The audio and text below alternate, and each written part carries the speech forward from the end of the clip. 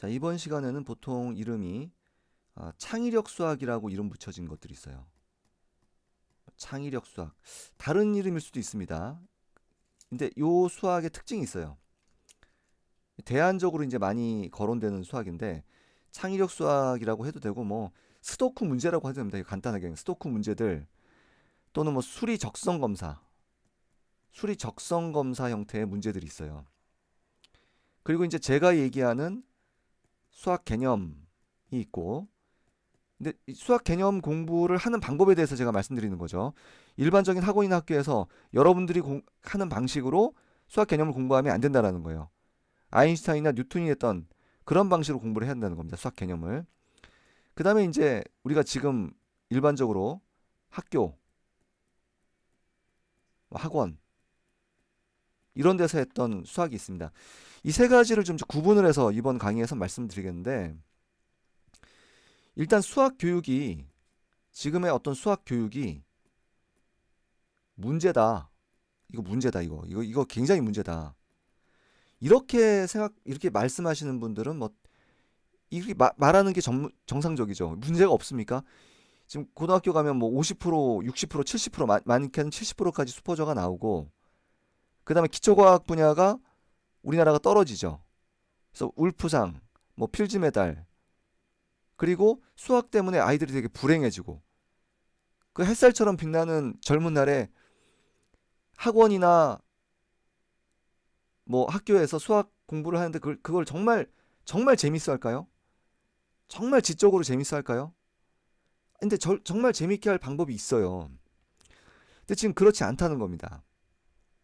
문제라는 것에는 뭐 전문가나 일반 분들이나 다 문제점은 있구나라는 건 다 동의를 하죠. 근데 이것의 대안으로 보통 많이 거론되는 것들이 이것의 대안으로 많이 거론되는 것들이 바로 이겁니다. 이쪽이에요. 그래서 이제 처음부터 그 입시 준비를 하는 것은 좋지 않다라고 생각을 많은 학부형님들이 하세요. 그래서 보통 이제 이쪽으로 가죠. 이쪽으로 가는데 저는 이게 이제 뭐 그렇게 좋다고 생각하지 않습니다. 이거는 그냥 취미 생활이지 학문이 아니에요. 이 부분은 왜 그런지를 지금부터 이 설명을 좀 하나하나 드리겠습니다. 첫 번째는 일단 뭐 이 수학 교육의 목적이 뭐냐라는 걸 한번 생각해 보십시오. 수학 교육의 목적. 자, 이건 뭐 사람마다 다르겠습니다만 제가 이미 이제 1강에서 설정해 놓은 목적이 있습니다. 거기에 뭐 다 동의하지 않겠습니까? 첫 번째, 정교하고 깊은 생각. 그죠? 정교하고 아이들을 점점점 깊은 생각을 하게 할 수 있습니다. 자, 그럼 이렇게 기준을 삼았을 때 과연 이게 좋으냐, 이게 좋으냐를 생각해 보자는 거죠. 두 번째는 자, 민주적 소통인데, 자, 민주적 소통이라는 부분에서 지금 우리가 배웠던 수학 개념은 민주적 소통이 아니라 권위에 의한 권위적인 어떤 지식 전달이에요. 그게 아주 보편화되어 있습니다. 그래서 이런 것들이 한 번도 경험돼 본 적이 없어요.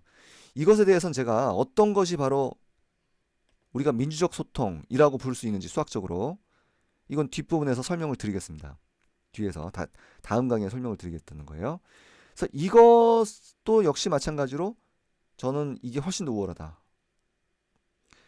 자, 그 다음에 우리 수학이 실제 삶에서 쓰이는 부분이 있죠.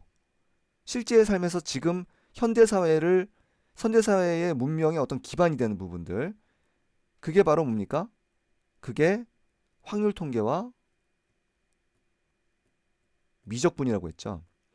그래서 확률 통계와 미적분의 세계를 경험하기 위해서 수학 교육을 한다라고 저는 말씀을 드렸습니다. 자, 지금 이건 동의하셔야 돼요. 아무리 뭐 아이들이 지금 고통스러워하고 이래도 미적분과 확률 통계를 안 가르칠 수는 없습니다. 정 안 가르친다고 치더라도 상위 10%한테 이걸 안 가르친다? 그럼 우리나라 망해요. 근데 하여튼 이런 거를 이제 우리가 수학 교육의 목적이라고 동의를 하셔야 이제 제 의견에 동의를 하실 수 있으실 텐데, 이렇게 놓고 봤을 때 이제 이 수학 개념은 완벽하게 이 세 가지를 충족시킬 수 있습니다. 제가 하라는 방법대로 하면. 근데 이제 창의력 수학은 장점이 있어요. 이것의 장점이 있기 때문에 지금 이게 각광을 받습니다. 각광을 받는데, 첫 번째는 이거 선생님이 좀 자극만 잘 주면, 소크라테스 형 선생님 자극을 잘 주면 이거 아이들 굉장히 재밌어요. 초등학생도 아주 재밌어합니다. 두 번째는 수포자가 안 나와요. 만약에 이 교육으로 우리의 교육 시스템을 다 바꿨다, 그럼 수포자가 나오질 않습니다. 왜냐면 뭐 예를 들어서 이런 문제를 한번 봅시다. 같은 크기의 공이 8개가 있는데 7개는 무게가 같고 1개는 더 무겁다. 저울을 딱 2번만 사용해서 무거운 공을 찾아라 그랬어요. 생각해 보십시오. 이 문제는 뭐 제가 조금 이따 풀어 드리겠습니다. 지금 풀까요? 근데 지금 멈췄습니까? 멈추고 생각해 보시고 이제 자기가 풀었을 때 재밌는 겁니다, 이게. 못 풀면 재미가 없습니다. 보통은 이걸 해보시면 이 8개가 있죠, 공이. 하나, 둘, 셋, 넷, 다섯, 여섯, 일곱, 8개가 있는데 하나가 뭔가 무게가 무겁다는 거죠, 요게. 근데 어떤 놈인지 모르는데 보통 저울을 한 3번은 사용하면 무거운 공이 뭔지는 쉽게 나와요. 그쵸? 뭐 절반 잘라서 이쪽 재보고, 그죠? 그러면은 어느 쪽이 무겁겠지. 그럼 이쪽이 무겁겠지. 그럼 이쪽 중에 있겠구나 하고, 또 절반 자르면 또 무거운 쪽을 잡아낸 다음 2개를 자르면 무거운 쪽에서 한 3번 정도는 해야 무거운 공이 나올 겁니다. 근데 이제 문제가 뭡니까? 2번만 사용하라고 그랬죠. 그래서 이걸 이제 생각을 해보면 뭐 정답을 말씀드리겠습니다. 근데 하여튼 뭐 이렇게 하는 거예요. 이렇게 3개를 나누는 겁니다. 이렇게. 자, 이렇게 나누면 우리가 저울을 이제 사용할 때 이렇게, 첫 번째 이럴 수도 있고 이럴 수도 있죠. 그렇죠? 그래서 만약 이렇다면 이 3개 중에 있는 거지. 그죠? 그러니까 딱 쟀는데, 저울을 쟀는데 두 쪽이 같아. 그러면 내가 선택하지 않은, 저울에 올려놓지 않는 이 3개 중에 있겠구나. 한번 쟀을 때, 그죠? 근데 이렇게 안 재고 이렇게 잴 수도 있죠. 이렇게 재면 이쪽이 무거울 테니까 무거운 쪽에, 내가 재지 않은 쪽에 무거운 그 공이 있진 않겠지. 그래서 한 번만 재더라도 벌써 이렇게 나온다는 거죠. 그러니까 3개가 있는데 그 중에 분명히 무거운 공이 있구나라는 건 쉽게 알 수 있다는 거예요. 그러니까 이게 이제 사실은 수학 개념으로는 경우의 수 그 문제하고 좀 비슷한 건데, 그 다음에 어떻게 합니까? 그 다음에 여기서 아무나 2개를 꺼내서 2개를 재요. 근데 이렇게 꺼낼 수도 있고 이렇게 꺼낼 수도 있겠죠. 뭐 이렇게 꺼낼 수도 있고요, 그죠? 근데 이렇게 꺼내면 어떻게 돼요? 저울이 2개가 같겠지.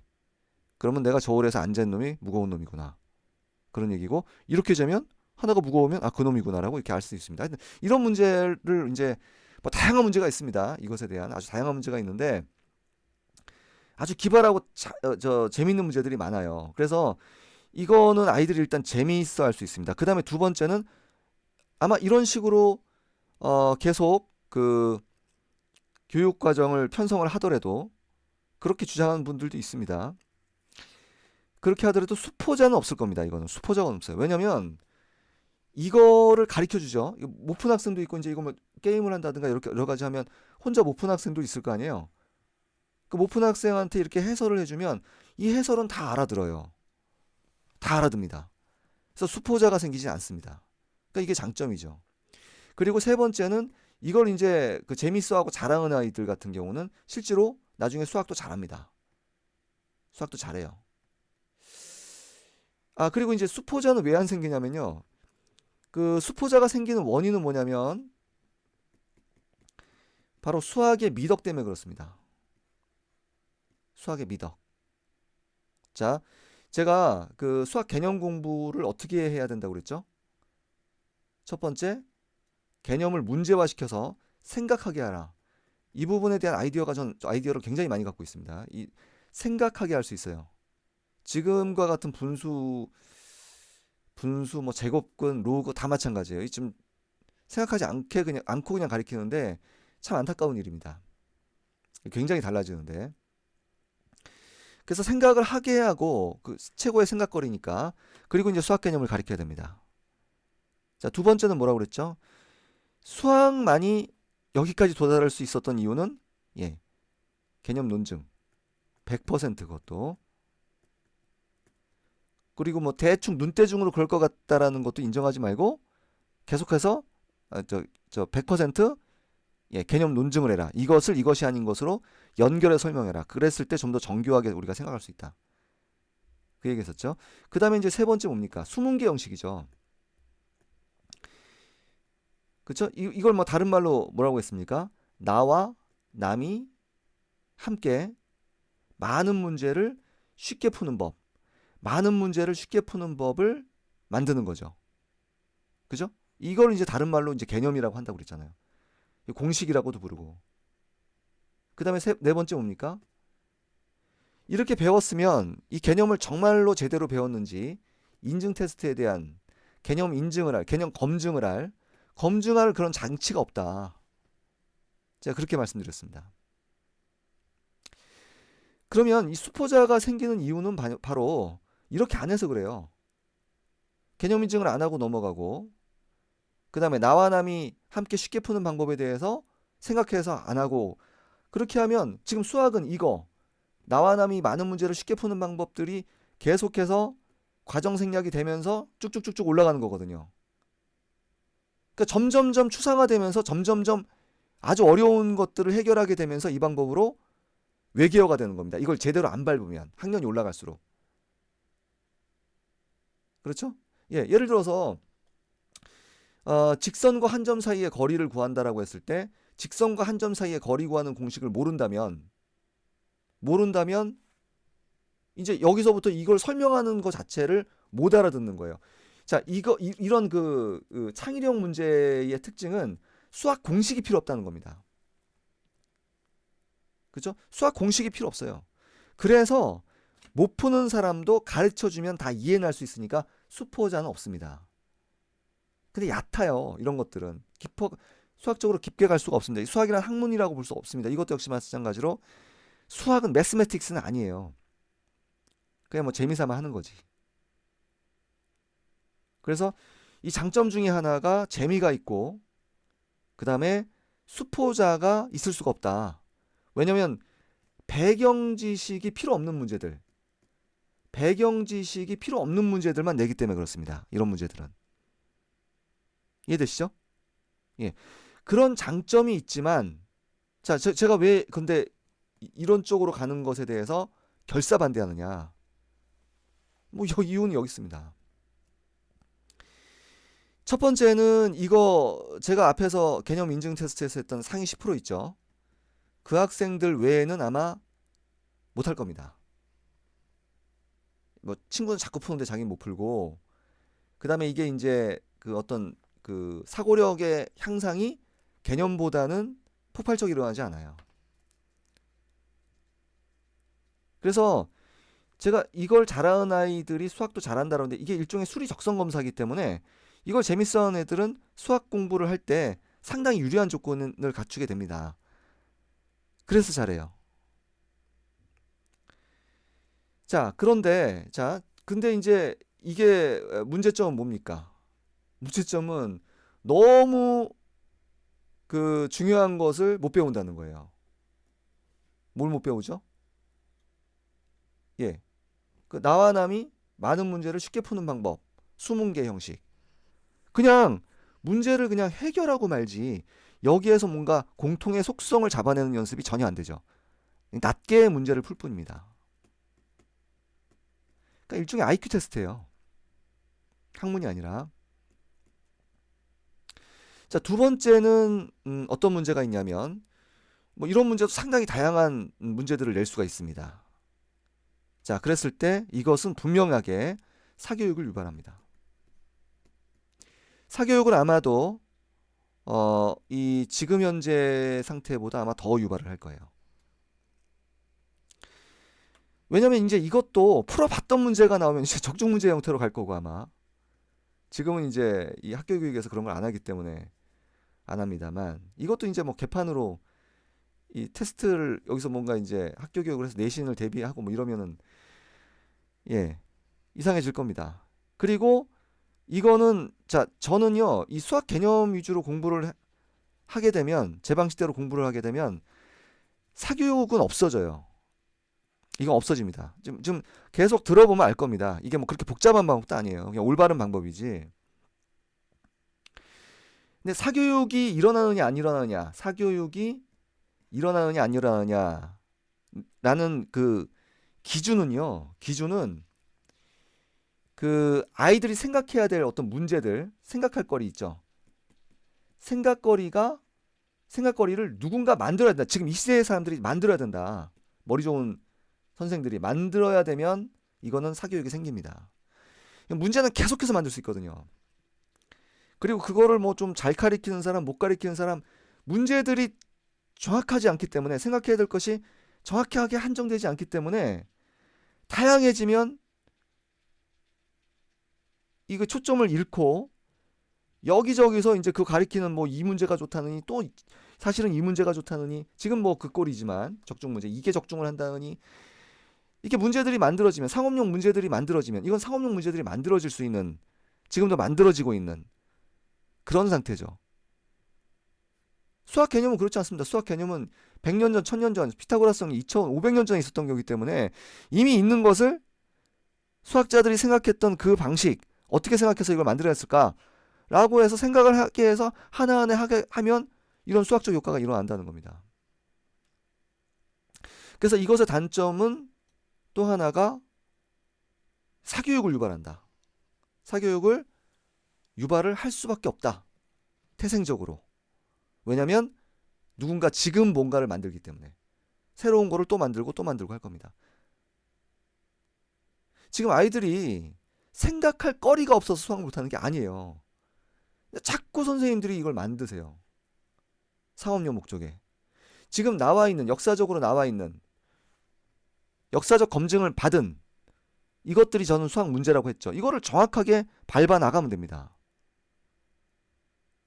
자, 세 번째는 또 문제가 뭐냐면 이거 실제로 지금 초등학교 때 이런 교육 시키다가 중학교 때 조금 하다가 고등학교 때 망했다라고 얘기하는 분들 저한테 많거든요. 처음에 초등학교 때 굉장히 좋아요. 왜냐면 재밌거든요. 뭔가 생각하는 게 사실은 재밌는 겁니다. 제대로만 돌리면 이거 더 재밌어요. 근데 이제 그러니까 학교 교육은 지금 어찌 됐던 역사적으로 증명된 수학 개념을 배우거든요. 그렇기 때문에 이렇게 공부했는데 이걸 갖다가 이런 식의 문제를 고등학교 때까지 풀어서 점수가 나오느냐? 그렇지 않죠. 그러니까 이건 뭐 초등학교 때 연습을 이런 식으로 하다가 고등학교 때는 어떻게 해요? 일로 돌려버리죠. 근데 이건 어떻습니까? 제가 얘기하는 거는 지금 제가 초등학교 빠르면 한 3학년 정도. 그러니까 지금 분수부터 굉장히 잘못 가리키고 있거든요. 3학년 정도부터도 시작할 수 있고 만약에 그때 못 시작한다면 뭐 4학년, 5학년 이렇게 기다려주면 됩니다. 중학교 1학년 때 시작해도 괜찮아요. 중학교 2학년부터는 제가 하는 방식으로는 쉽지 않을 겁니다. 만약 중1이어도 중1이나 초6이어도요. 여기서 뭐 선행학습 나간 학생들 있잖아요. 문제 많이 풀고 이런 학생들은 저하고는 제 방식대로 하긴 힘들어요. 뭐 고등학교 1학년도 공부를 뭐 운동하느라고 공부 하나도 안 하다가 이거를 알아들을 정도의 지력이 되고 공부를 하면 굉장히 빨리 오릅니다. 근데 이제 중2나 하여튼 이런 식의 교육 그러니까 지금 아까 운동한 애는 이런 식의 교육에 어떤 세뇌되지 않았기 때문에 가능한 겁니다. 하여튼 뭐 제가 앞에서도부터 계속 말씀드렸습니다만 현 시점에서는 되게 하여튼 이게 맞는데 이미 여기서 충분히 얘를 흔들어 놨거든요. 충분히 나와 남이 많은 문제를 쉽게 푸는 방법을 악용했어요 여기서. 차라리 이게 나아 보이는 거죠. 자, 그런데 제가 이 말씀을 드리는 이유는 지금 제가 이런 말씀을 이제 강의를 통해서 이렇게 해보면 이게 창의력 수학이다. 그런 대안적인 교육이구나. 수학 교육의 문제를 갖는 이렇게 말씀하시는 분들이 있는데, 저는 이렇게 새로 뭔가 만든 문제들 있죠. 기발하게 만든 문제들, 현 시대의 사람들이 만든 문제들, 그걸 가지고 수학을 하자는 게 아닙니다. 역사적인 수학 문제를 가지고 하자는 거예요. 수학 개념을 가지고. 그 차이점을 좀 분명히 알아두시기 바랍니다. 문제를 제가 두 문제를 준비했으니까 이 문제도 한번 재밌습니다. 예, 한번 해보십시오. 여기에 들어갈 게 뭔가, 그러니까 여기에 지금 어떤 숫자가 들어갔는가, 그런 겁니다. 한번 해보시죠. 예, 정답은 이게 뭐냐면, 그러니까 여러 가지 이렇게 이런 문제는 다양하게 생각을 하게 만들긴 해요. 기발하고 재밌습니다. 그래서 이건 지금 앞에 칸이 하나죠. 뒤에 칸이 두 개여서 1, 2. 이거는 두 칸이니까 2. 이거는 두 칸이고 한 칸이니까 2, 1. 자, 보이시죠? 그러니까 하나, 둘, 셋, 넷, 다섯이니까 5고, 하나, 둘, 셋이니까 53 이렇게 하는 겁니다. 자, 그런데 지금 이제 개념만 잘 알면요, 이런 식의 창의력 문제에서 얻는 효과 있죠. 얻는 모든 효과는 수학 개념을 통해서 충분히 얻을 수 있습니다. 수학 개념을 통해서 충분히 얻을 수 있어요. 예를 들어서 PASS 이거 수능 문제죠. 이것을 일렬로 나열하는 경우의 수를 구하라. 라고 하면 아이들 이제 게임 같은 거 시키면 재밌게 이거 풀어내요. 상위 10% 같은 경우는 수능 문제지만 간단하게 풀어냅니다. 그러니까 수영다 같은 걸 이용하기도 하고. 근데 이제 이거 나열해 보면 되죠. 근데 못하는 학생도 많아요. 근데 이제 이게 악용되는 건 뭡니까? 악용되는 거는 이게 4팩하고 2팩에서 공식을 써서 4, 3, 2, 1 사라져서 12가지. 이렇게 공식을 써서 문제를 풀 수가 있죠. 근데 이게 악용돼서 문제지, 이런 창의력 문제보다 훨씬 좋지 않습니다. 좋지 않습니까? 이게 뭡니까? 이게 사실은 과생법이죠. 나와 남이 많은 문제를 쉽고 빠르게 푸는 방법이죠. 근데 이런 이 논증도 안 될 뿐더러, 이런 창의력 문제에서 논증도 없을 뿐더러, 두 번째는 어떤 개념의 속성, 많은 문제를 쉽게 풀 수 있는 어떤 공통의 속성을 여기서 훈련하지 못합니다. 그리고 여기서 머리 쓰는 거는 충분히 개념을 통해서도 이걸 풀어봐라. 공식 안 가르쳐주고. 그러니까 공식을 다시 한번 말씀드리다만, 이 개념을 어떻게 공부해야 제대로 공부하는 거라고 했죠. 첫 번째, 생각하게 하고, 생각을 반드시 하게 하고 개념을 가르쳐라. 그랬습니다. 자, 그 다음에 논증하고, 100% 논증하고, 세 번째는 나와 남이 쉽게 푸는 방법, 그거를 우리가 학습하자고 그랬죠. 그래서 과생법이라고도 부르고 수문계 형식 제가 설명했고요. 네 번째는 이거 검증하자고 했습니다. 예. 이렇게 하면은 창의력 수학에서 했던 선생님들이 또 상업적 목적으로 만드는 문제 필요 없이요, 충분히 그런 효과를 여기서도 충분히 훈련할 수가 있습니다.